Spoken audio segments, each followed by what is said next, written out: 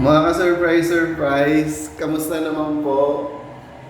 Disclaimer po muna, hindi na po ako homeless, pero nagre-review pa rin po ako ng mga toilets, ganyan. And it is election day today here in the Philippines, May of 2025. And napaaga po yung labas ko mga ka-surprise, not because to vote, it is because mainit, magtatambay po tayo sa mall. Ngayon mga ka-surprise, nandito po ako sa toilet ng tawag dito, McDonald's, ayan. Ganito po yung McDonald's dito sa amin mga ka-surprise. Ano po ito? Hindi po ito yung sa loob ng mall na McDonald's mga ka-surprise. Ito po yung mga nasa single branch McDonald's, ganun mga ka-surprise. And wala po silang bomb gun. It's supposed to be here mga surprise. Dapat may bomb gun dyan. Pero wala po sila. And ayun nga po mga ka-surprise. Nakakahiya ko pong aminin. Nag-poop po ako. So eto mga ka-surprise. Sira din po itong what do you call this? Toilet nila. Too much to my surprise. Nung tapos na ako mag-poo mga ka-surprise. Ayaw niyang mag-flash. So ayun. Kung meron po kayong problem about that, kung magiging anxious po kayo about that, tingnan niyo po muna bago niyo gamitin yung toilet. So, hindi ko po na ipa-flash yan, kaya nakasara mga surprise. Ngayon mga ka-surprise, lalabas na po tayo. Ayan. And eto nga po palang ganitong klaseng door mga ka-surprise. Pag nagto-toilet po tayo sa mga ganitong labas, kahit minsan isinasarado mo na itong ganun mga ka-surprise. Minsan po, nabubuksan pa rin po yan from out. Ganon. So, be mindful of that kasi nakakahiya po. Baka mamaya akala mo na ilak mo na tapos sabay pagpasok na ganon. Diba? Yun mga ka-surprise. Tara na po, lalabas na po tayo and I have my hands full. So, I don't know what to do. I have my hands full. So, what are we going to do now? So, you see what did I... Ayan. So, kahit minsan, pag nailak nyo na itong ganon, make sure mga ka-surprise, inalak nyo ganon dito and then titingnan nyo po dito sa labas kung nailak. So, ayun, I have my hands full today and let's go na po mga ka-surprise.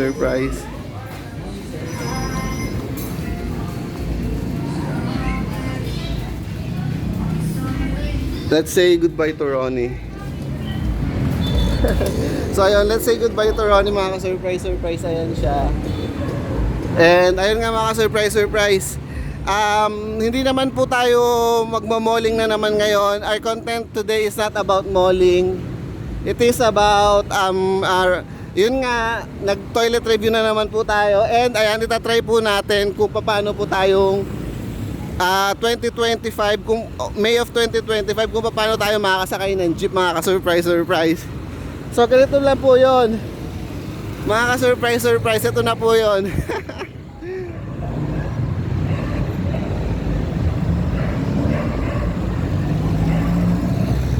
Hanggang 15 minutes lang po itong video mga ka-surprise. So ayan, sana meron pa. Ate, abo lang kayo, ate! Abo lang kayo, sakay kayo.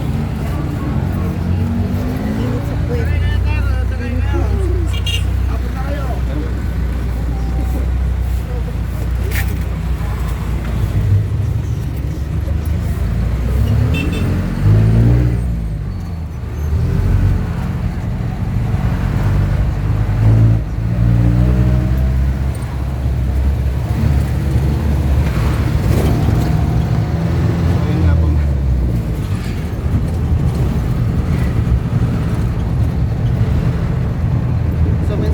Avoid yung mga ka-surprise kasi minsan may makakatabi kayo maarte.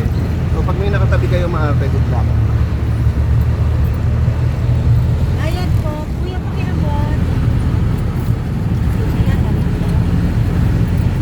Ano na, silito na. Ayan po. Ganun po niya sa lang. Abo na ako. Ganun po niya. Voting day po today, hindi po ako boboto mga ka-surprise. Wala pong ganun sa akin. So ayun. Kanina dun sa McDo marami pong mga senior citizen. Ewan ko kung bumoboto pa ang mga senior, pero nakita ko po sila ganun. Parang boboto sila. So, pwede pang bumoto ang mga senior. Mga surprise. SM lang po sa akin. So, kakagaling lang natin ng toilet. So, I'm not sure kung pwede pa tayo humawak ng mga ganyan. Ito kanina parang feeling ko artihan na ako nito ni ate.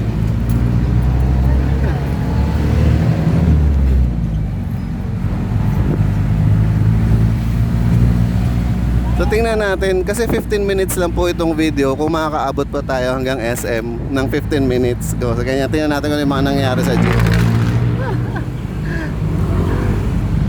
And yun mga ka-surprise. May surprise po tayo kasi mamaya ko na lang sasabihin. Baka marinig tayo ni kuyang driver. Sige, bubulong ko mga ka-surprise. Hindi po ako magbabayad. And then titingnan po natin kung sisingilin tayo at the end of the journey. Yan. Pwede na?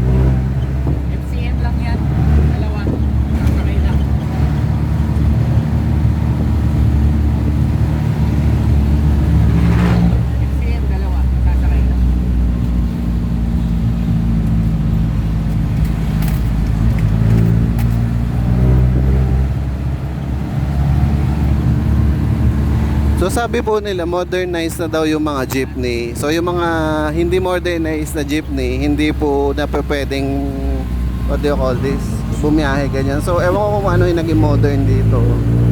Bakit itong jeep na ito nakakabiyahe pa ganun.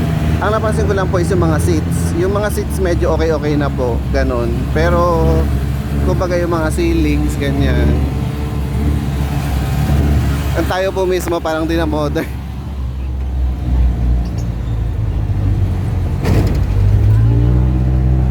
Ang nagiging dilemma ko po dito sa pagsakay ng jeepney mga ka-surprise is yung pag may katabi ka tapos sabay parang nagfi-feeling ganun. Yung parang feeling niya mas maganda pa siya sa'yo, mas maganda ka naman sa kanya. Yung tipong ganun, yun yung nakakairita. So, yun lang yung kailangan, para daw po, yun lang yung kailangan ma-overcome mo pag ganun, pag may nagfi-feeling ganun. Siguro ang ano is yung magre-reality check muna, tingnan niya muna kung mas maganda ba yung katabi niya. Kasi kung mas maganda yung katabi niya, wag na siya maganda, di ba? Kasi di ba mapapahiya lang siya pag nag-inarte siya, tapos mas maarte pala yung katabi niya. Good luck naman, di ba? Lalo na kung di naman siya kaganda, nakakabuil. Anyway, mga surprise, ibahin na natin yung topic dahil naiirita na rin.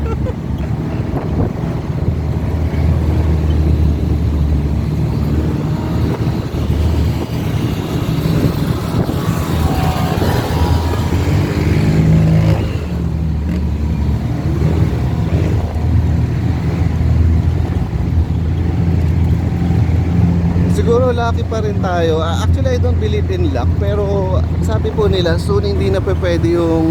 Alam niyo pa ba yung Ray-Ban na may camera? soon hindi na pwede yung may mga camera sa public places ganun. Kasi po dito sa Philippines wala pa nung privacy issue ganun. So as soon as magkaroon po ng mga ganun, yung mga privacy law ganun, hindi na po tayo pwedeng mag-record kahit saan ganun. So ganun po yung mga ka-surprise kaya i-ano na natin na nagre-record po tayo sa mga toilet ganyan. Hindi naman natin sasadyain na i-record yung mga nandun ha. Siyempre katulad nung ginagawa natin na nag-toilet ano tayo, yung mga opinion natin about sa toilet ganon. Pero hindi naman tayo siyempre nagpapasaway mga ka-surprise. Ganun.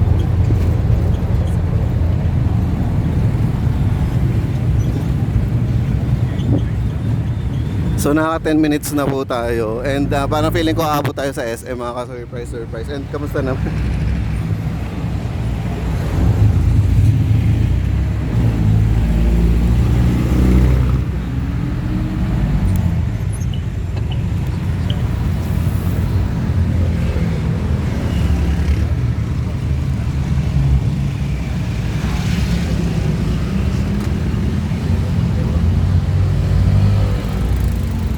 Sa pansin ko mga ka-surprise, meron dito karaniwan sa mga girls is yung 'di ba magsusuot sila ng mga parang plunging ganon, yung parang revealing yung damit nila. And then yung para bang aarte sila ng puro ganyan, yung magkaganon. And then kung nako-conscious ka pala, huwag ka na magsuot ng ganyan na revealing, 'di ba? Kasi naman naarte ka na arte na parang feeling mo tinitingnan ka eh, pangit-pangit mo naman. Parang ganon mga ka-surprise.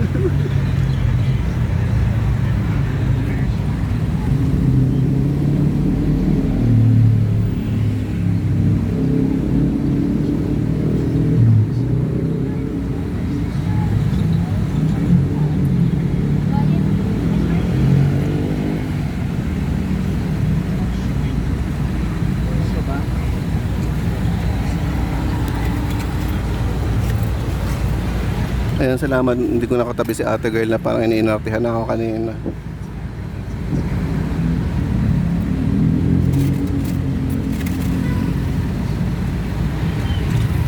So ayun, so kung maselan ka, hindi tayo pa pwedeng magganito mga surprise sa jeep kasi mapapaaway tayo dito. Ganon. So talaga matinding pigi. You get what you pay for. So if you pay for like 15 pesos tapos sa arte ka pa ng ganyang kaarte, good luck naman, di ba?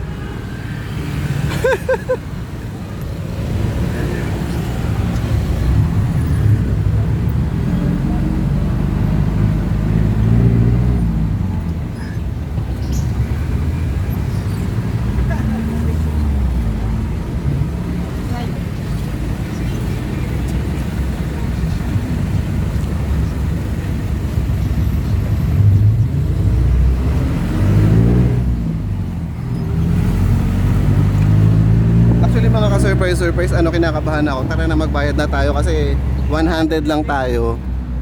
100 lang tayo. Kung sakali man na sisingilin tayo ni Kuya at the end, may hirapan tayo magbayad. So ito na yun.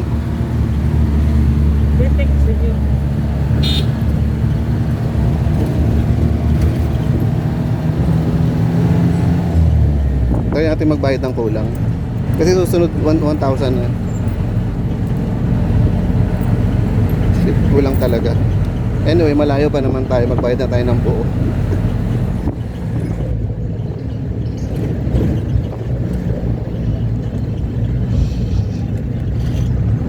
Ito lang yung lowest bill ko.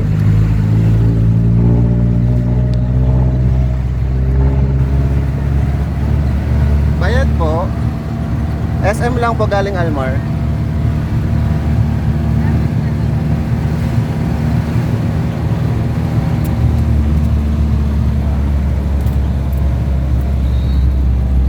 Salamat po.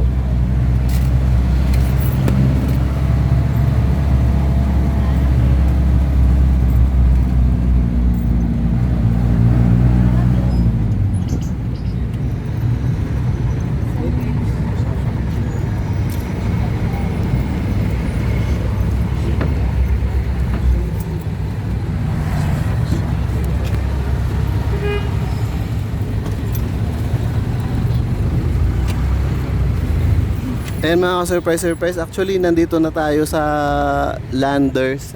Malapit na po ito, bababa na po tayo. Ayan, naka 15 minutes na po tayo, hindi ko napapahabain. Or sige, ipupush na po natin. Itatry natin hanggang doon sa pagbaba. Ganun. Ano bayad mo?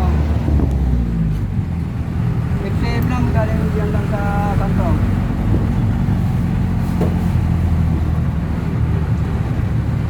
Ang hirap mga ka-surprise kasi po 100 lang tayo. Tapos may dala pa tayong ano. May dala tayong ganito mga ka-surprise. O, imagine nyo yun.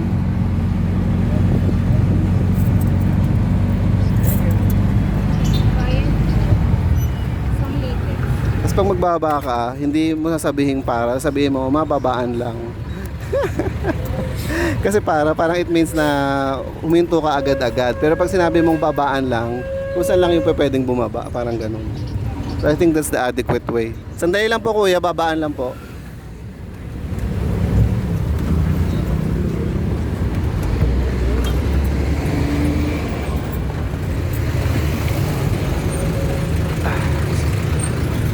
So ayun mga ka-surprise, nakababa na tayo, pinagpawisan tayo ng todo-todo. Hindi ko na po papahabain yung video mga ka-surprise.